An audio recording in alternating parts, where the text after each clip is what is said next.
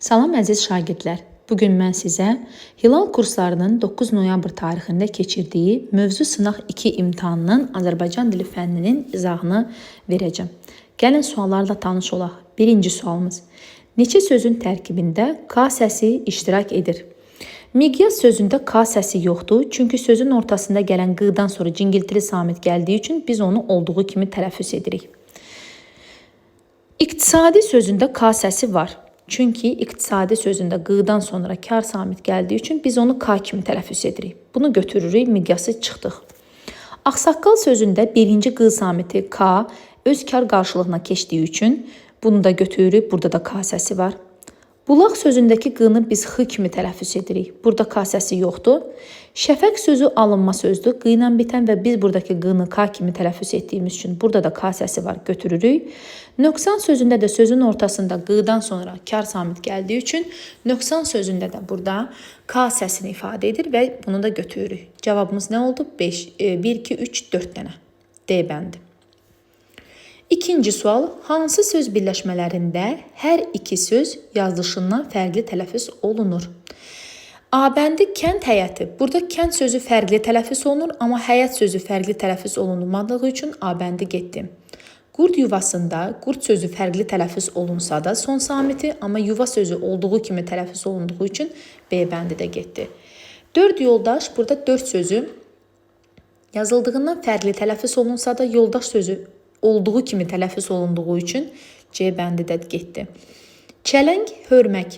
Çələng sözü BDGC qaydasına görə G samiti K-yə keçir. Körmək sözündə də K samiti tələffüzdə x-ə keçdiyi üçün cavabımız D bəndidir.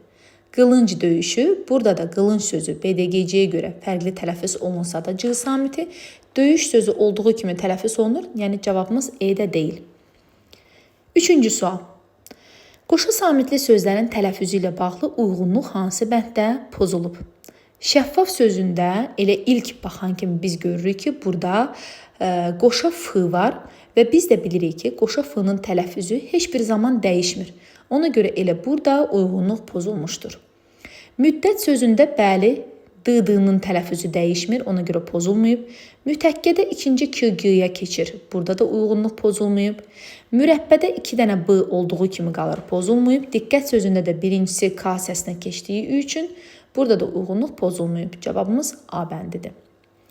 Dördüncü sual, uyğunluq hansı bənddə pozulub?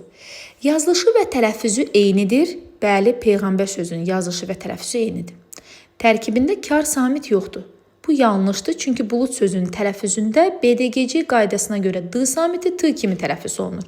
Ona görə burada uyğunluq neynəmişdir? Pozulmuşdur. Cavabımız B-dir, amma gəlin digər bəndlərə də baxaq.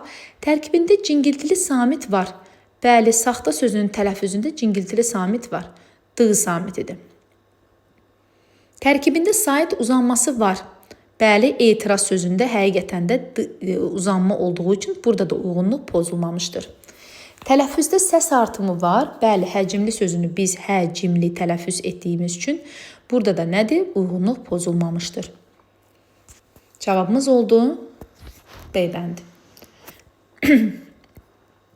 Cümlələrdən birində səhv yazılmış söz yoxdur. Uşaqlar şirniyyat xoşlayır. Burada şirniyyat sözünü səhv yazıblar. Çünki şirniyyat sözü 2 y ilə yazılır. Bu səhvdir. Oktyabrda havalar isti keçirdi. Burada da isti sözünü səhv yazıblar. Çünki isti sözü isti, t ilə yazılmalıdır. Bu onun tələffüzüdür. Dağ yıxılmasa dərə dolmaz. Burada heç bir söz səhv yazılmayıb. Bütün sözlər düzgün yazılıb. Kənddən gələn var. Kənddən sözünün də burada tələffüzünü yazıblar. Əslində biz onu kənddən 2 dənə d ilə yazmalıydıq. Və qızlar bulaq başına getdilər. Burada da bulaq sözünü biz q ilə yazmalıydıq. Cavabımız C bəndidir. Qorxaq sözündən sonra hansı söz artırılsa, onun son samiti ğ kimi tələffüz olunar. Qorxaq sözündən sonra təbii ki, samitlə başlanan söz artırılsa, biz onu ğ kimi, saitlə başlanan söz artırsaq, biz onu ğ kimi tələffüz edərik. Cücə deyil, pişik deyil, tülkü deyil, dovşan deyil, əlbəttə ki, ördəkdir. Qapalı sait işlənmiş sözləri seçin dedikdə biz mütləq sözlərin tələffüzünə baxmalıyıq. Böhtan sözündə ö və a saitləri açıq saitlərdir.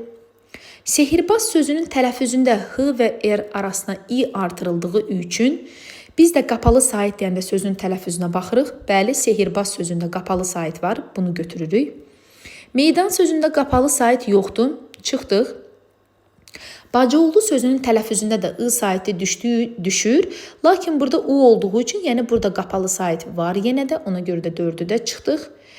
Daha doğrusu götürürük. Bizdən işlənmişi istəyir. Və hökmdar sözünün tələffüzündə də k və m arasına ü artırıldığı üçün burada da qapalı sait işlənmişdir deməkdir. Deməli, biz 5-i də götürməliyik. 2, 4, 5 cavabımız oldu A bənd. Sözlərdən birinin son samiti kar tələffüz olunmur. BDGC qaydasına görə c-nı biz ç kimi tələffüz edirik. Bənd sözündəki d-nı biz t kimi tələffüz edirik. B-nı p kimi tələffüz edirik. Lakin biz keçmişdik ki, qab formasında, yəni ki, bu cür olan tək hecalı sözlər, samit üstəgəl samit olan tək hecalı sözlərin sonundakı b-d-c samitləri nə sait gələndə, nə də samit gələndə nə edir? Dəyişmir. Ahəng sözündə də ki, keçir k-ya. Cavabımız D bəndi. 9. Tələffüzündə səs artımı və səs dəyişməsi olan dil sözü göstərin. Gəlin, baxaq, hansı sözlərdə əvvəlcə səs artımı var? Əl-açıq sözündə səs artımı yoxdur, burada səs düşümü var. Çıxdıq. Niyyət sözündə səs artımı yoxdur, tələffüzü olduğu kimi olur. Çıxdıq. Üstü örtülü sözü istisna sözlərimizdən idi. Burada qoşu saitlərin tələffüzündə fərq yoxdur. Yəni, üstü örtülü sözündə səs artımı da yoxdur, səs düşümü də yoxdur. Bu da getdi. Dialoq sözündə bəli, səs artımı var. İ ilə A-nın arasına y artırırıq. Həmçinin qı-nı da k kimi tələffüz edirik. Zülümkar sözündə də səs artımı var. Qapalı sait artırırıq bura, ü artırırıq. Amma bizə deyir həm də nə olsun? Səs dəyişməsi. Zülümkar sözündə səs dəyişməsi yoxdur. Çünki keş və kar şəkilsi fərqli tələffüz olunmur. Cavabımız D bəndidir. Çünki qı samitini də biz dəyişərək burada k kimi tələffüz etdik. 10. Ahəng qanuna tabi olmayan sözlər cərgəsini müəyyən edin. Reyhan ahəng qanuna tabi deyil. Bilirik ki, ahəng qanunu sözdə incə və ya qanun sahiblərin bir-birini izləməsidir. Təbiət ahəng qanuna tabi olduğu üçün gecə də həmçinin A bəndi çıxdıq. Nadir sözü ahəng qanuna tabi deyil. İldırım ahəng qanuna tabi deyil. Telefon ahəng qanuna tabi deyil. Cavabımız B'dir. Lazım sözü tabidir, sakit sözü tabi deyil. Yəni, lazım sözü tabi olduğu üçün C bəndində çıxdıq. Möcüzə tabi olduğu üçün E bəndində çıxdıq. Sənətkar, ümid də, sevgi də ahəng qanuna tabi olduğu üçün D bəndində çıxdıq. Cavabımız B bəndidir. 11-ci sual. Qoşu samitli sözlərdən birinin yazışı və tələffüzüdür, fərqlənmir. Biz bilirik ki, qoşu samitlər 2 yerə bölünürdü. Eyni cinsli, müxtəlif cinsli. Eyni cinsli samitlər arasında k, t, p və q. Bunların yazışı və tələffüzü həmişə fərqlənirdi. Y samitinin, qoşa y-nın tələffüzü bəzən fərqlənirdi, bəzən yox. Xüsusi qaydası var idi. Yerdə qalan digər eyni cinsli samitlərin tələffüzü isə dəyişmirdi. Bizdən də nə istəyir? Yazışı və tələffüzü fərqlənməyən istəyir. Haqqında sözündə gördüyümüz kimi q var, çıxdıq. Güppuldu sözündə p var, çıxdıq. Səttar sözündə t var, çıxdıq.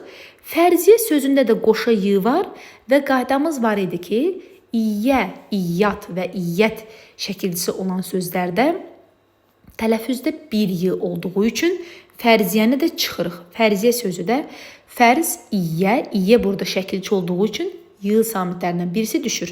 Səhhət sözünün isə yazışı və tələffüzü fərqlənmir. 12-ci sual. 12-ci sual hansı sözlərə saitlə başlanan şəkilçi artırdıqda k-yi, qı-ğı əvəzlənməsi baş vermir. Kəpənək artıraq i, kəpənəyin baş verdi. Yarpağın baş verdi, A bəndi getdi. Diləyin, bulağın çıxdıq. Əlcəyin, zambağın çıxdıq. D bəndi, əriyin, qaşığın bunda çıxdıq. Cavabımız E bəndidir. İştirakı, məsələn, onun iştirakı bizim üçün vacib idi. Burada k-yə keçmədi. Üfüqü görürəm. Burada da q-yə keçmədiyi üçün cavabımız E bəndidir. 13. Hansı cümlələrdə sözlərdə nöqtənin yerinə samit yazılmalıdır? Bu məsələdə kəndli haqlı idi.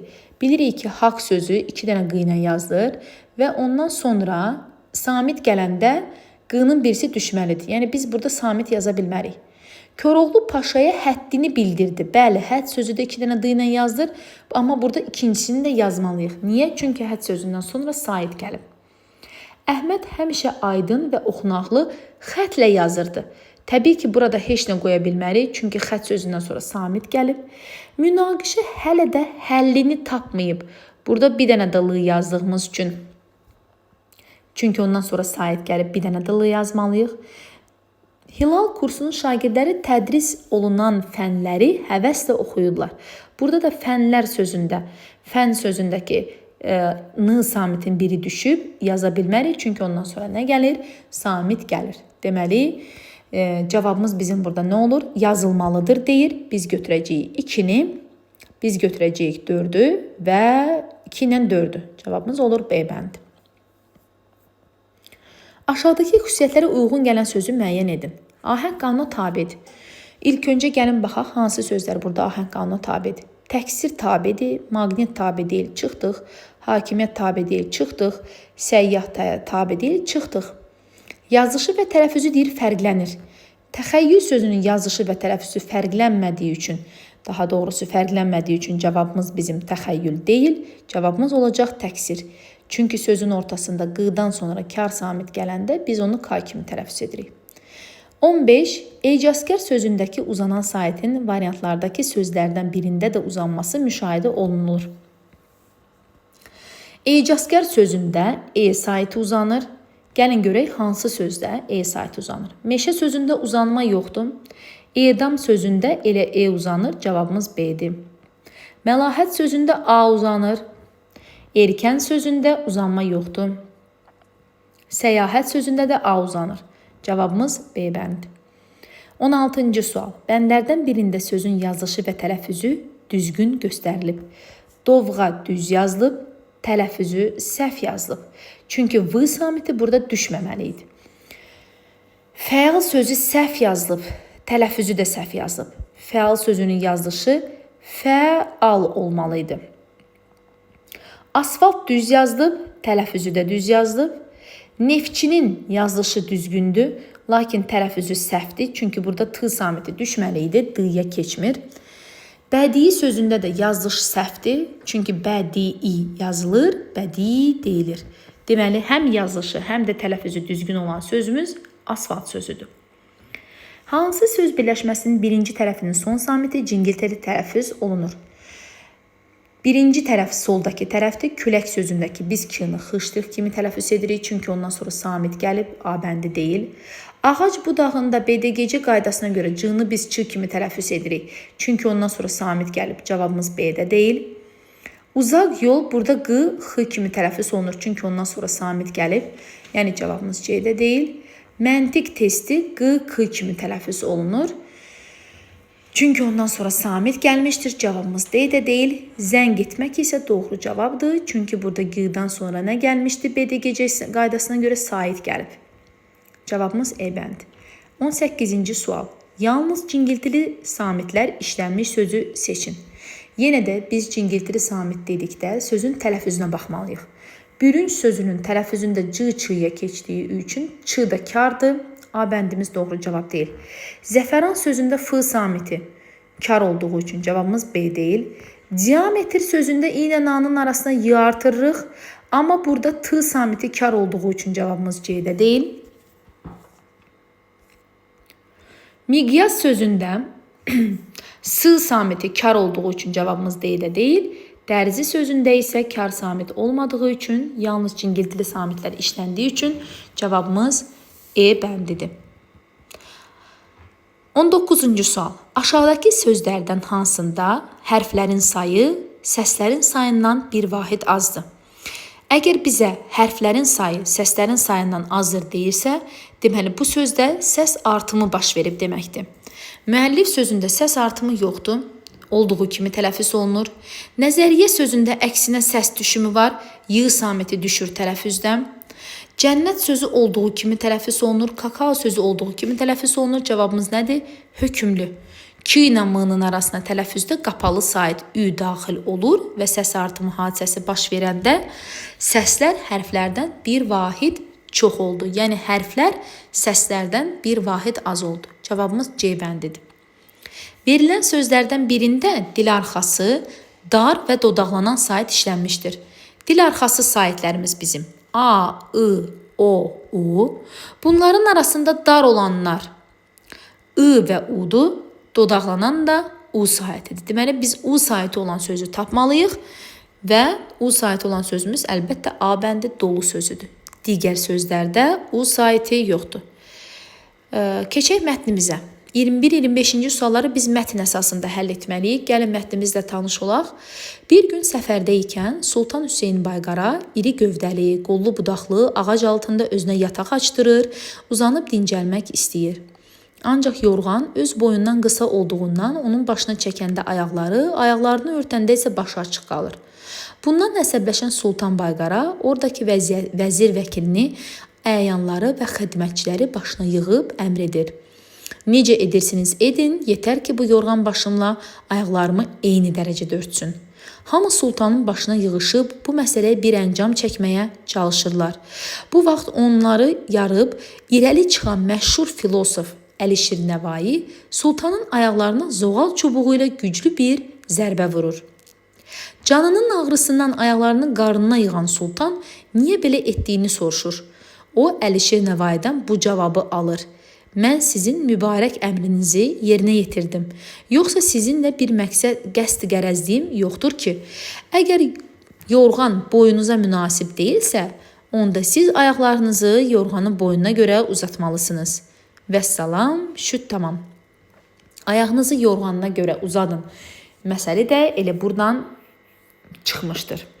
Mətndə verilmiş ayağını yorğanına görə uzat, elə gördüyünüz kimi bu ifadə burada işləndi. Hansı vəziyyətə düşməyə aid etmək olar? İfadəsində kimin düşdüyü vəziyyətə. Təbii ki, biz kimin düşdüyü vəziyyətə aid edirik bunu? Sultan Hüseyn Bayqaranın. Mətndə altında xətt çəkilmiş sözü hansı ifadə ilə əvəz eləyə bilərik? Münasib, uyğun deməkdir. Verilmiş fikirlərdən biri hər üç xanaya aid edilə bilər. Qollu budaqlı ağacın altına uzanıb dincəlmək istəyirlər. Əlbəttə ki, bunlardan heç birisinə aid deyil. Bu Sultan Bayqara idi. Əlişir Nəvaiyə paxıllıq edirlər. Xeyr. Sultanın ayaqlarına zoğal çubuğu ilə güclü bir zərbə vururlar. Bu da düzgün deyil. Çünki zoğal çubuğu ilə vuran Əlişir Nəvai özü idi. Məşhur filosof kimi tanınır bu üç xanadakı insanlar. Xeyr. Çünki filosof burada Nəvai idi. Demək ki, E bəndi uyğun olacaq. Sultanın başına yığışırlar və bir əncam çəkməyə, əncam nə deməkdir? Bir çarə, bir əlac qılmağa səy göstərirlər. Mətndəki hadisələrin ardıcılığı hansı bənddə düzgün göstərilmişdir? Nəvainin sultanın ayaqlarına zoğal çubuğu ilə güclü bir zərbə vurması, sultanın əmr verməsi, Əlişir Nəvainin sultana cavabı, Sultan Hüseyn Bayqaranın səfərə çıxmağı. Əlbəttə, ilk öncə burada nə baş verir? Bir gün səfərdə ikən, yəni Sultan Hüseyn Bayqara səfərə çıxır, daha sonra sultan əmr verir ki, yəni yorğanla bağlı problem həll olunsun. Nəvai gəlir, ayaqlarına çubuqla güclü bir zərbə vurur və nəhayət Əlişir Nəvai də suala cavab verir ki, niyə belə etdi? Hansı ifadə Əlişir Nəvaiyə aid etmək olar? Qətiyyən o səbirsiz deyil idi. Əlbəttə ki, müdrik idi, çünki vəziyyətdən çıxış yolu tapır və sultana yəni haqqı ilə cavab verir, çarə tapır, yalançıdır. Xeyr, əsla yalnız özünü düşünmür, inadkar da deyil. Cavabımız B bəndidir. Bu qədər. Hamıya uğurlar arzu edirəm. Sağ olun.